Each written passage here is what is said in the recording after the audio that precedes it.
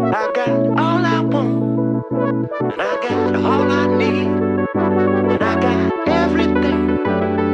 I got you and me. All I want, I got all I need. I got.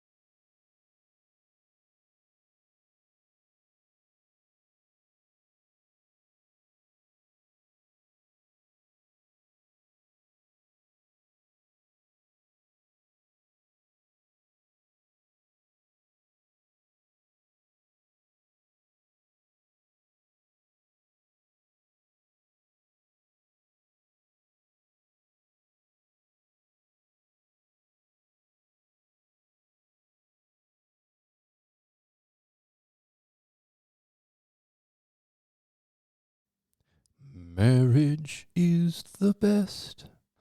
Hey, welcome back to Marriage is the Best. We are glad you have come, and we're excited to talk to you about all sorts of stuff today. I've got a ton of different thoughts in my brain today, and they're all kind of scattered. I think I'll be able to organize them as we go. But if it doesn't pan out that way, I'm just, here's a really a clear warning right from the beginning. So, we're talking about differences today, differences in our marriages, and we're going to cover a lot of different things. We're going to cover Becca and my major differences. We're going to talk about good differences. We're going to talk about bad differences. We're going to talk about the clinical practice, and how I see different approaches to the differences that we find in our marriages to be more or less effective in managing through the differences in our partner. So to start off, let's talk about differences. Let's make some distinctions. I think that there's probably some important notes before we really dive in. So note number one, differences we're going to be talking about are the differences that you're going to find in your partner's personality, the differences you're going to find in their upbringing that causes them to, see things from a perspective, from a perspective that's not yours. Differences in likes and dislikes, right? Just preferences. There's lots of different kinds of differences. Oh boy, that word might just get thrown around the whole time. So we will be talking about some of those kinds of differences: personality, upbringing, preferences. What we're not discussing today is things like excuses for poor behavior. Specifically, we're not talking about, I'm different because I chew my nails, and it's a bad habit. So that's more of a behavior, more of something that I'm choosing to continue to do because of, history and stress and anxiety and all the things that lead me to chew my nails. It drives Becca crazy. I'm struggling to make headway on that specific issue, but we're not talking about bad habits necessarily. Now, we're not talking about alcoholism. The differences and the principles that we'll talk about don't apply to my husband really likes to drink and I don't like to drink, and I disagree with his drinking. But Peter says that the differences need to be addressed in a certain way, blah, blah, blah. Marriage is a fascinating animal, and one of the things that makes it really wonderfully complex and wonderfully difficult is the differences that we find in our spouses. When Becca and I first were getting to know one another, something that came out very quickly and very often was that she was an incredibly picky eater. Now, that's, she grew up eating a certain way, baked chicken straight out of the oven, no salt and pepper. There's your dinner. She grew up, with limited spices and limited variety, limited, maybe even, I don't know, maybe limited cultural. Maybe limited cultural experiences. She doesn't like food. She's not a foodie. She doesn't enjoy exploring new foods, and that just doesn't light up her brain. That's something that lights up my brain, but not hers. So that difference between our upbringing and our preferences came out really early on in our kind of talking, like even before we were talking, even before we were friends. That was something that I knew to be true about her because it is something that's very obvious about her in her food selection. So that's something that we're very, very much not on the same page with.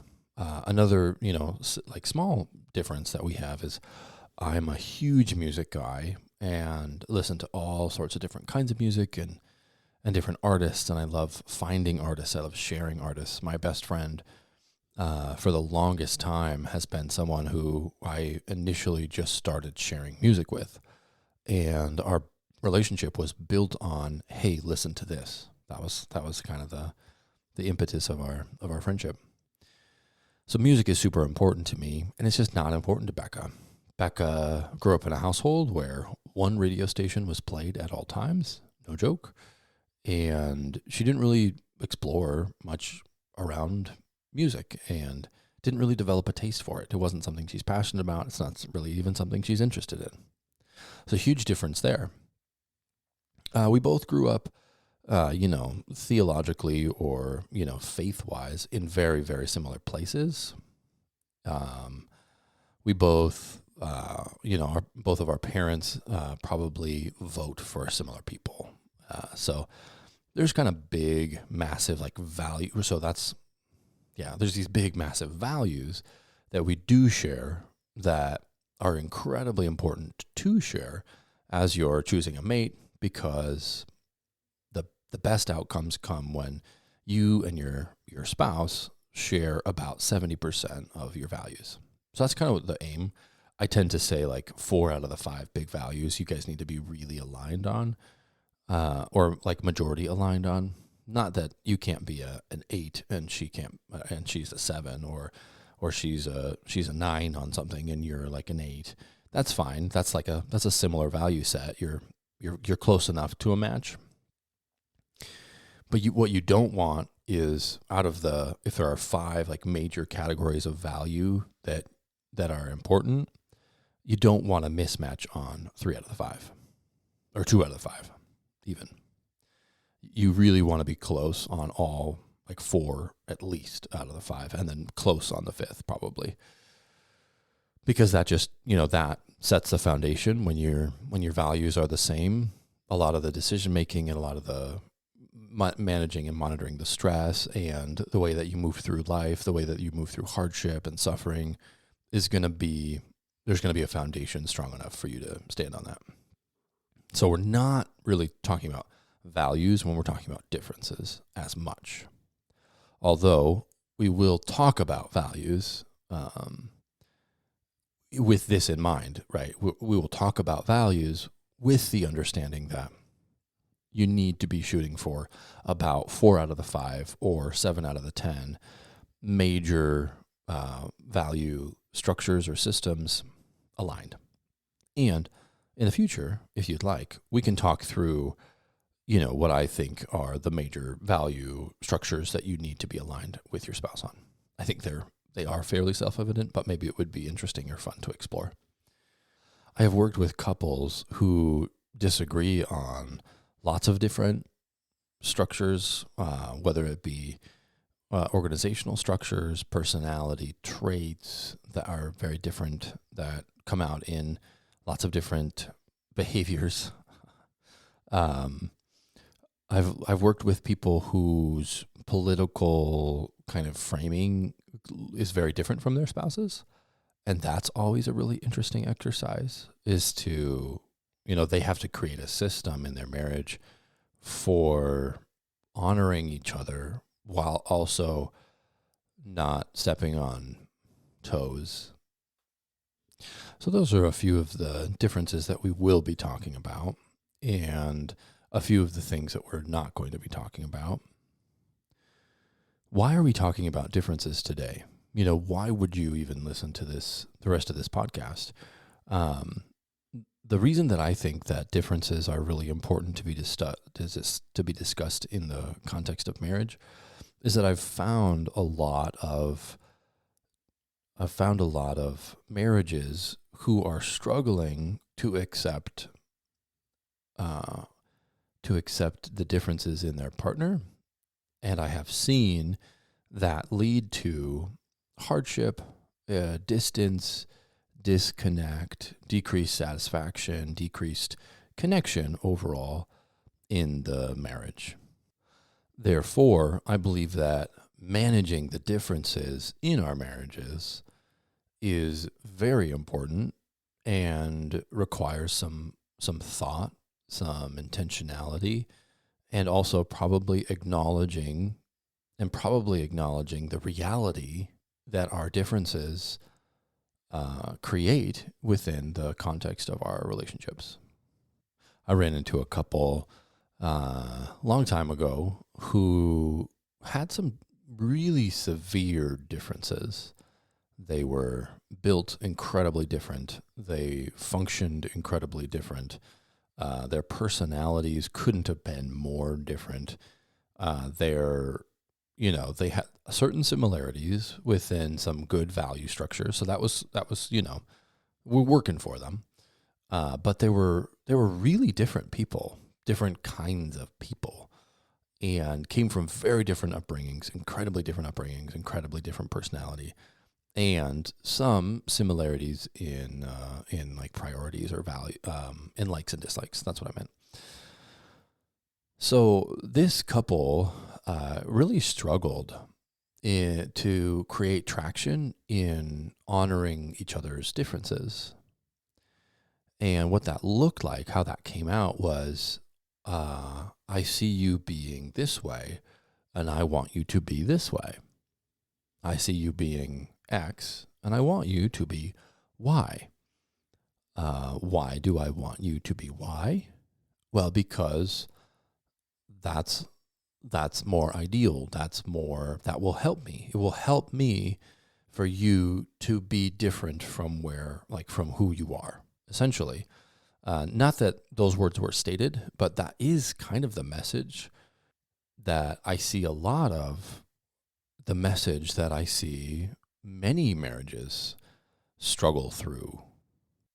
And maybe if you cringed a little bit, as I'm talking about that, if you had like an emotional or like a deeper reaction to that idea or that message, you kind of acknowledge that it's not really a good, sustainable message to allow to take root in your marriage, right?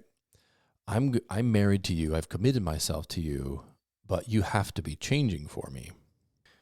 When I was in high school, I had a friend who was close, and they were female, and there was a huge difference in our perspectives on drinking. And I thought that I was morally superior in my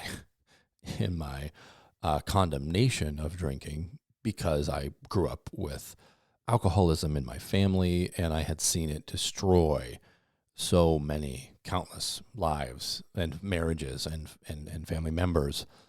And so I walked away from that experience thinking that all people who decide to drink are less ideal or less moral or less than people who decide not to drink. Now, it's not something that I continue to hold today. I was a high school boy, and so please forgive me my ignorance at the time. Not that I'm thrilled with lots of drinking in families or couples, or I still have seen this destruction. So it's not that I have a positive view of lots and lots of drinking either. But anyway, there was this huge difference in our framing, in our worldview, in our values around this topic. And there was a challenge at one point, like there's no way that we could date. There's no way that we could be in a relationship because you would just want me to change my perspective on drinking. And that was that.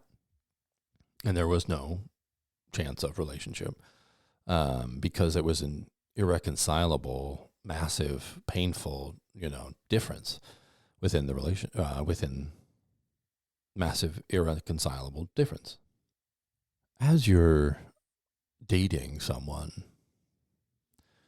finding irreconcilable differences that are going to cause a lot of heartache, a lot of headache, a lot of difficulty, and a lot of stress actually would be there's some wisdom there to apply the knowledge that these differences really matter and coming to terms with them really matters, as well as my values need to be so much aligned in order for the marriage to function well and to be successful. Going into dating and understanding how the differences that you're seeing in this person is going to affect the future would be incredibly, it would be incredibly insightful and helpful. Now, one thing that's very difficult when you're dating is to see outside of the context of the honeymoon, of that lens that comes in that says this person is, they're everything, and they're so beautiful, and they're so wonderful, and they're so fun, and they're so funny, and they're so good, and they're so awesome, and there's nothing wrong with them. So developmentally speaking and maturity-wise, it's difficult to train that because the lens and the maturity levels and the development of the relationship hasn't occurred. And so it's much more difficult to put a pause on that or look outside of it or acknowledge the differences and what those may look like in the future, especially if you have a really strong sense of commitment in the relationship. But in the context of marriage, differences that are irreconcilable, that are large, that are based in this person's upbringing, based in this person's personality, based in this person's likes and dislikes, reasonable likes and dislikes, those kinds of differences do need to find a way to be honored in the relationship. Let's go back to the example of Becca and I and the food debacle. Becca, if I were to come at Becca every time that there was an opportunity to try new food, or, I really like Chinese buffets because they're wonderful, and there's a really great one really close to our house, and she doesn't like it, right? So I could do damage to my marriage, to my relationship, by not honoring the differences in our preference for Chinese food. If I looked down on her for her preference, if I judged her, if I made a habit of consistently criticizing her choice not to love the deliciousness of the Chinese buffet, that would create problems because I would be pointing at a part of her and saying, that's not okay. I would be pointing at a part of her and saying, that's not acceptable to me. That's not what I want. I don't want that part of you in some ways. And it's not a good way to honor your relationship. It's not a good way to build up and sustain intimate depth of connection. As I was talking to Becca about differences and the differences that we see in our relationship, one thing that she brought up was it's difficult to manage the stress of the household in such a drastically different way. She carries the stress of messes way different than I do, because my brain doesn't acknowledge anything that's not right in front of it, which is great when I'm counseling, because when I'm sitting in front of my clients, I'm most often completely engrossed in and present for them, completely engrossed in their story and present for them. I'm not thinking about the mess on my desk. I'm not thinking about the stuff going on at home. There's a compartment for work that I'm able to get to that allows me to be very focused and intentional and present. Now, I'm not always that, but it is a benefit of my makeup. The hard part about that for Becca is that if a mess isn't right in front of me, I'm not really seeing it. I'm not acknowledging it. I'm not carrying it. And so she is left to carry all of the load of the messes and the struggles in that. Now, we did actually do a podcast episode on the mental load, and I have continued to work on the exercise that we suggested at the end. I've continued to try and be more aware and more active in closing loops. That's one way that we say, like, if there's cat boy sitting on the dining room table in a box, a Happy Highway box next to 5 cans of whole kernel golden sweet corn, that may or may not be what's exactly right in front of me, then I would pick up Catboy, put him in the respective bedroom, put away Happy Highway in the game cabinet, and take the 5 cans of corn into the cupboard. Now, I very well may do that right after I'm done recording, because it would be helpful for her to not have to carry the mental load of those 7 things. But I don't carry them that way. I don't see them that way. They don't impact me that way. My stress doesn't rise because of them. And because we operate so differently under stress and have different responses in the stress, it can be difficult for Becca to feel heard and understood and connected with when there's tons of messes that her husband doesn't see, understand, connect with, etc. So let's pick on her for a minute. If she were to look at me and say, "You are bad because you don't see the messes. You are not, like, that part of you is really bad. That part of you is not ideal. That part of you kind of sucks, to be honest, because it hurts me. It's negative toward me. It's stressful for me. It makes me feel like I'm alone." And if she were to approach our difference in that, that thing that it really is not intentional. It's literally just the way that I'm wired. I don't see it. I can't conjure. I can't. Yeah, I'm not visual. I don't see those things. I don't carry them that way. And so she would be pointing at a part of me that is not changeable. It's not habitual, but something that is hard. It's difficult to have a husband like that. But it also could do a whole lot of damage to our relationship and our marriage for her not to look at that difference and find ways to honor it. So one way she can do that, right, is saying, like, "Hey, the dining room is a complete disaster and you have your podcasting stuff on the table. Would you mind taking care of that room and just getting it off my mental load?" And then, me being a willingly helpful spouse, I will pick up that room. Oh yeah, I didn't even notice. There's not a number that represents how many times I have said that to my spouse. Obviously that is hyperbole, but it doesn't feel like there's a number high enough to represent how many times I've said, "Oh, I didn't notice that. I didn't notice that the entryway was a disaster. I didn't notice that the counter wasn't cleaned up after I made milkshakes for the girls. I didn't notice that," fill in the blank. You get the picture. So the principle here is we do damage to our relationships when we look at our partner's differences and we call them bad, when we call them wrong, when we call them immoral. And instead, we should be looking at honoring the differences that we find in our relationships and acknowledging that it's not wrong. It's literally just different. It's not wrong to eat chicken baked out of the oven with no salt on it. It's just different. So maybe there are some things that you could think of in your marriage that are very, very different from you to your spouse.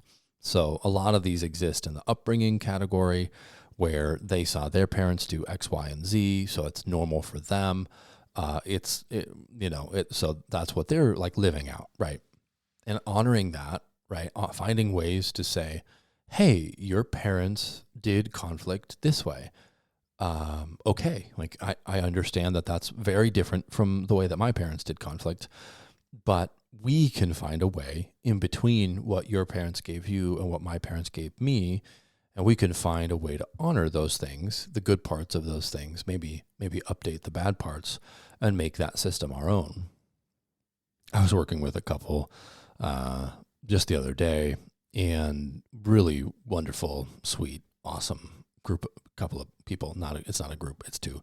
These two people are great. They're really fun to work with. They're very open to being influenced. Not that sounds so manipulative. Not that kind of influence. Okay, the influence that the therapeutic alliance. Okay, they're allied with me. I'm allied with them. There's mutual respect, and we're working really well on things. So it's really exciting. In our work, we acknowledge a lot of the differences in their upbringing, a lot of the differences in their personality, and a lot of differences in their likes and dislikes. They have this way of honoring their partner's differences that is so refreshing to me. I sit with them and I see him turn toward her openly, warmly, and never do I get the sense that he is calling what she's saying or how she's representing her upbringing or her foibles or her idiosyncrasies. I'm never getting the message that those things are wrong in his eyes. I'm never getting the message that he's looking down on her or is annoyed with her that she operates in a certain way. And it's, like I said, it is remarkably refreshing to sit with them because they're constantly looking lovingly at one another in the acceptance of their differences. And these two people are amazingly different. So amazingly different that when I initially met them, I had no idea that they had such a strong foundation because I saw some of the level of differences it came as a shock to me how different they were. And obviously I've seen many, many couples over the years, and this one really did surprise me because of how different they were. And it was awesome. I'm very, very proud of them and very, very happy for them. And they're doing a great job. Identifying what kind of difference you're facing would be a helpful way to kind of screen for these are acceptable differences between myself and my partner, and I need to find a way to honor them rather than criticize them or poke at them for the genuine difference in the upbringing, in the personality, or in the likes and dislikes, preferences. Don't call something wrong. Don't call out something, some dynamic, some part of your spouse as wrong when it is simply different. Your spouse grew up in a land completely foreign to you. The landscape was different. The weather was different. The parents were, anger, the storm clouds came in differently.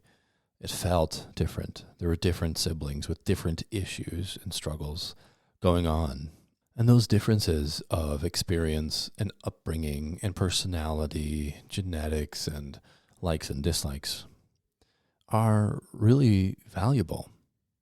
In fact, at times early on in the dating phase, we are most attracted to those differences. We find them exciting. We find them unique, foreign, in a really fascinating kind of way.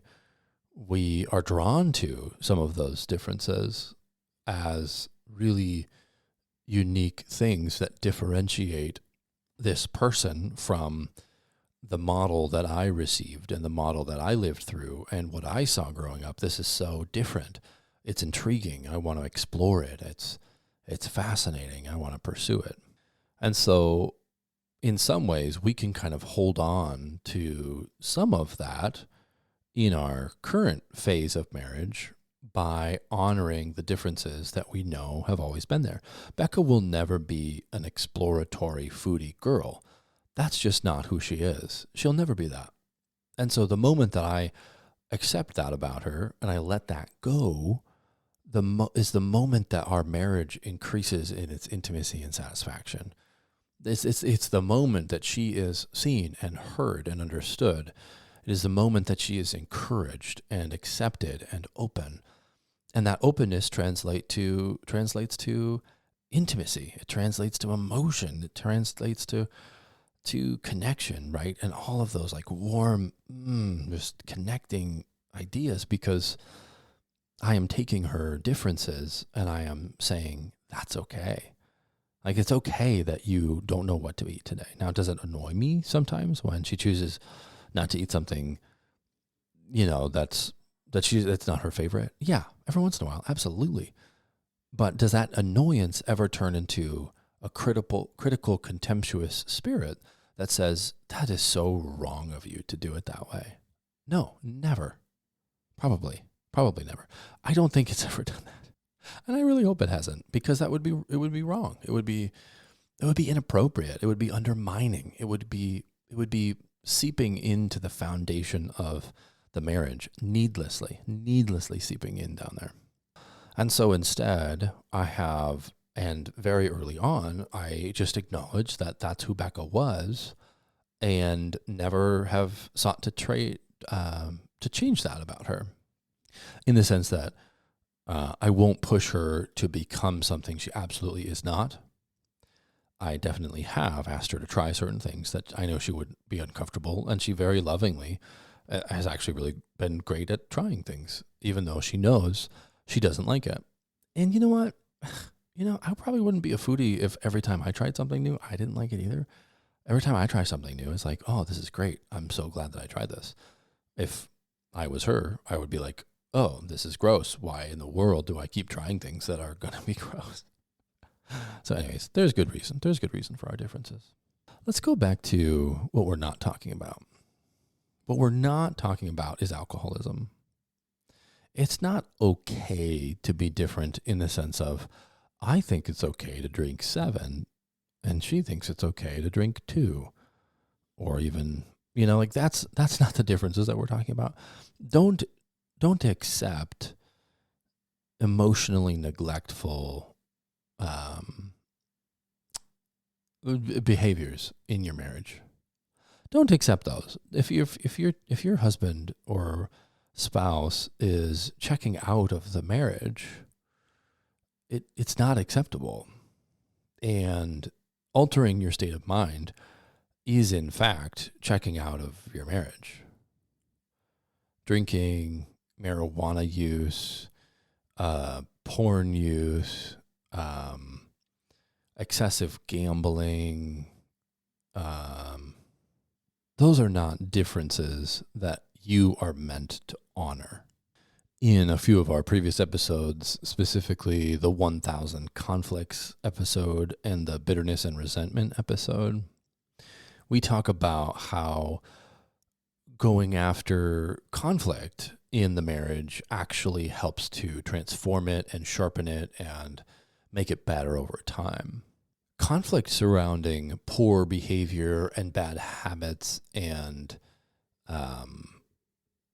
unsustainable behavior, unsustainable habits, said that twice in mostly the exact same way.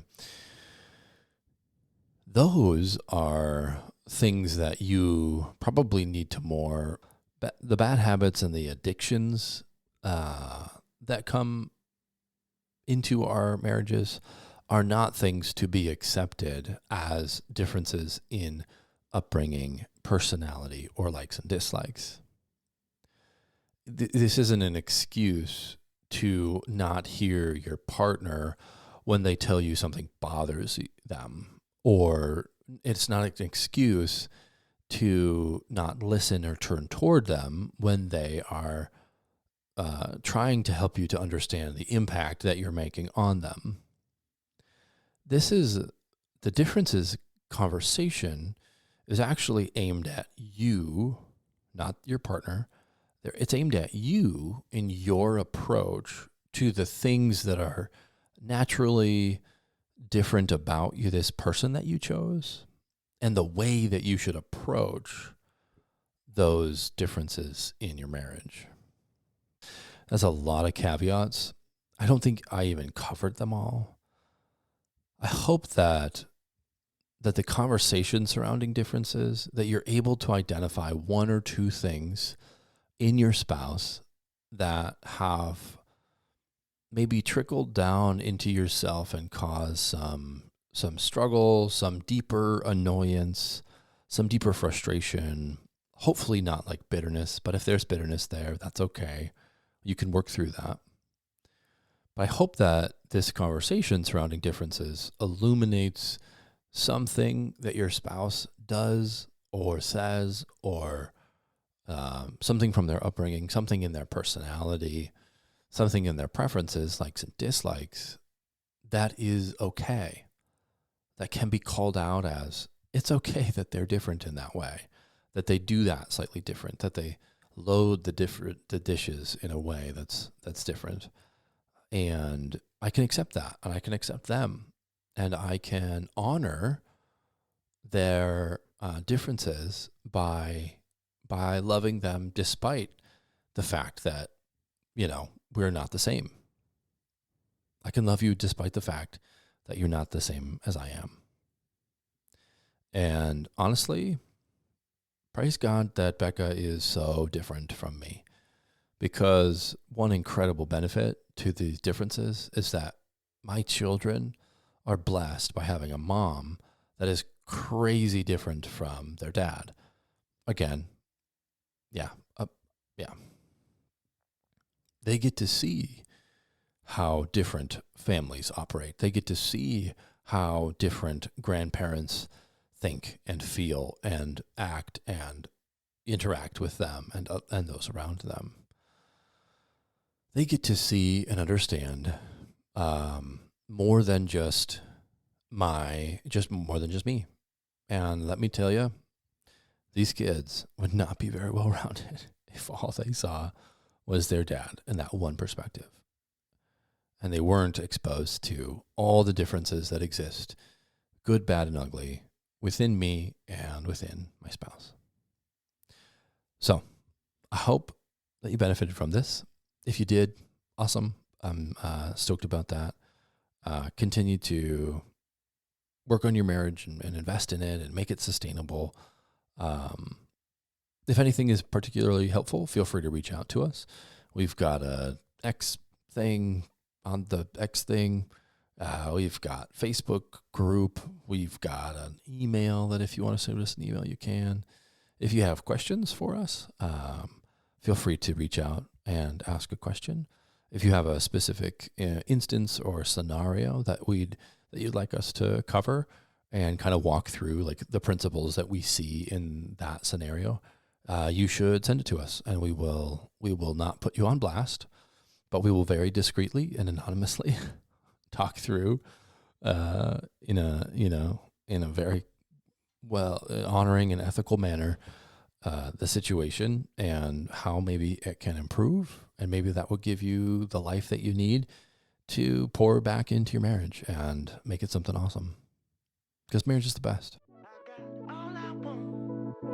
I got all I need, and I got everything. I got you and me. All I want, I got all I need. Marriage is the best. Marriage is the best. So, like, not necessarily, yeah. Okay. Scratch that. I think I need to put that part at the end. I think I need to, yeah. So let's